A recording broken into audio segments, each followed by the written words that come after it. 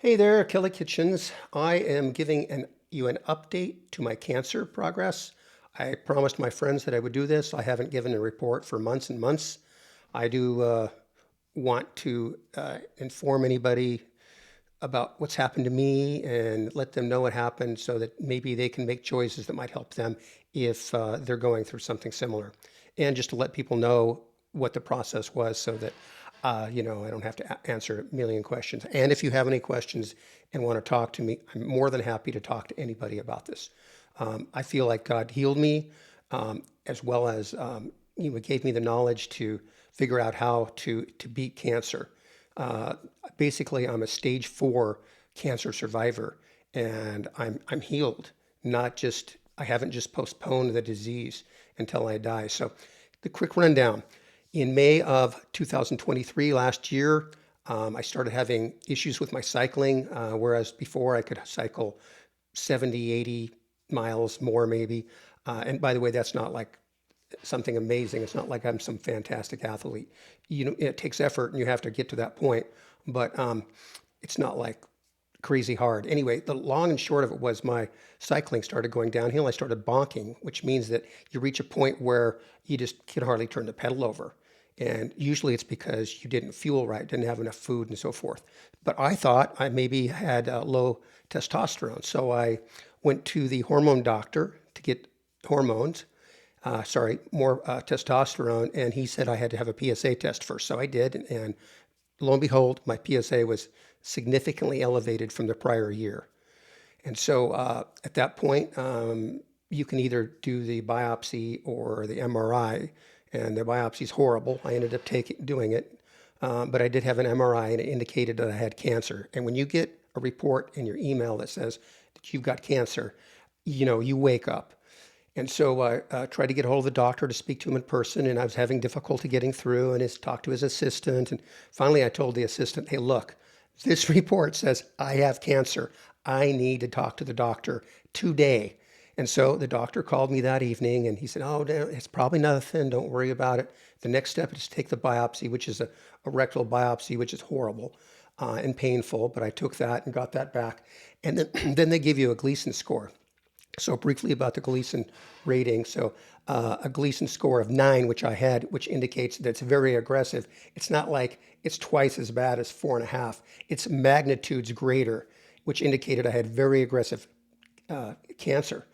And so I found Chris Beat Cancer. So it's chrisbeatcancer.com, CHRIS beatcancer.com. And it's all about a holistic way to cure cancer through diet. So I discovered that food is either medicine or poison. And so I immediately went on to his diet, which was juicing and eating whole foods only, nothing processed, and all raw foods. And I went on that, and I believe I could have just cured my cancer with that.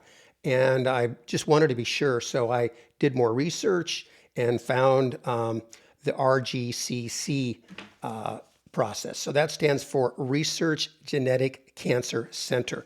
It's something that was initiated initially in Switzerland, and then they have it in different places now. The one I did was in Greece. And so anyway, after I found out I had cancer, at that point, you just do everything you can do to figure out how to live. I got a PET scan, which, by the way, they wanted to take out my prostate, which is just, it was not acceptable. It was just what they want to do to you is obscene.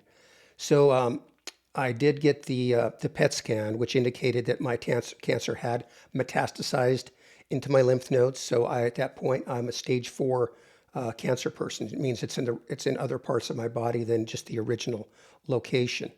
And so the doctor told me I had an 80% chance of living 10 years, which is, if you look at percentages of living, I'm 67, and so the chances of living 10 years were probably 80% anyway.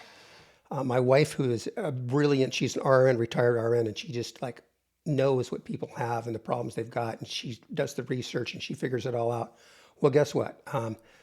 She found a study which was really the study that was more accurate. I had a 50% chance of living 5 years, assuming that, I followed their procedures, which which was they give you hormone treatment, which removes all of your testosterone, and then they give you radiation, and it's just horrible what it does to you. And so there was no way I was going to do that. So I did more research, and I found the RGCC method, and I found a clinic in Reno, Nevada, the Forsyth Cancer Center. And Dr. Forsyth is an older guy. He started all of they've got 3 hospitals there, and he started the cancer clinics on all 3 of those hospitals. And he had a situation where he had a patient that had spontaneous regression, meaning their cancer just disappeared. Well, guess what? She got bit by a brown recluse spider, and somehow it caused her body to kick in her immune system to kill the cancer, which got him thinking. So ultimately he became a homeopathic doctor as well as a regular medical oncologist. And so he started this cancer center. And so what he does is it's called, it's his own process really, but it's low dose chemo. It's insulin. It's called insulin potentiated low dose chemo. So they give you insulin, which causes your blood sugar to drop. It causes the cancer cells to open up to receive sugar, and instead they get chemo. Not just any chemo. So they send your blood off to Greece. They calculate how many circulating tumor cells that you have per milliliter. I had 6.3 per milliliter, same as the Gleason score. It was magnitudes greater than if I had 3. Very high, meaning my cancer was very progressive. And so I went to their center, and I was there for 3 weeks, and they determine which chemos that you're going to get, because there's lots of different chemos that you can get. They give you your chemos based upon the efficaciousness of that particular chemo. So in other words, they test that. They test they test their chemo, all their different chemos, against your cancer to find out which ones are the most efficacious. They also do that for the homeopathic stuff. So in addition to that, we took curcumin, vitamin C, and some other things. So like on Monday, you get the homeopathic treatment. On Tuesday, you get the chemo treatment. Wednesday, homeopathic, Thursday, chemo, and then Friday, homeopathic again. So they were for 3 weeks and took 15 treatments. Then you go home and you wait a month, and then you come back at the end of month 1, and for just 2 days, you get a homeopathic and a chemo. So we did that for 3 months. We completed that about a month ago. And then you wait, and then they test your blood again, which they did about, they do it like 21 days after your last chemo treatment. So, by the way, just in terms of the chemo, I had no ill effects, no hair loss. I didn't feel great anyway because I had cancer. But anyway, so they send your blood off again to find out what the circulating tumor count is. Well, we got that report back on Thursday of last week, so it's just been 5 days. We got it by email, and we opened it up, and my circulating tumor count went from 6.3 to 2.2. And at 2.0, they consider you to be cured, because everybody has 2.0 in their system. Everyone has cancer in their system they're fighting, but your own immune system can fend it off at 2.0 between that and the right diet. And I've changed my diet significantly. So, we got the report. We cried. My cancer was cured, and we'd been praying, and hundreds of people have been praying for me in my church and everywhere else. And praise God. And when you have cancer, there's this dark cloud that's over you the whole time. You're just always wondering if is it working? Because I didn't know until last week when we got the test back that it worked. And I'll tell you a little bit more about the process from here, but it worked, and I'm cured, and not just postponed. My cancer is just not postponed. It's cured, or it's very close to being completely cured. So they send your blood back off then to Greece. That's where the test is. And again, they test it, and then they give you, they develop a serum. They call it SOT, which stands for supportive oligonucleotide therapy. So they developed this serum specifically for you and your genome and your DNA. And I'll be taking one of those tomorrow, and you can only take one of those every 4 months, and you can take up to 3.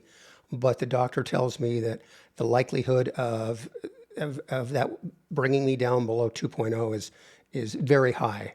So the long and short of it is my cancer is cured. I'm a stage 4 cancer survivor.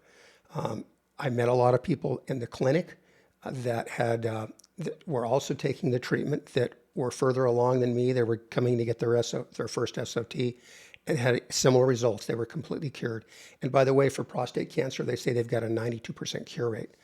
And we did meet a lot of people that were very sick. In fact, a friend of mine had bile duct cancer, and she was just too far along.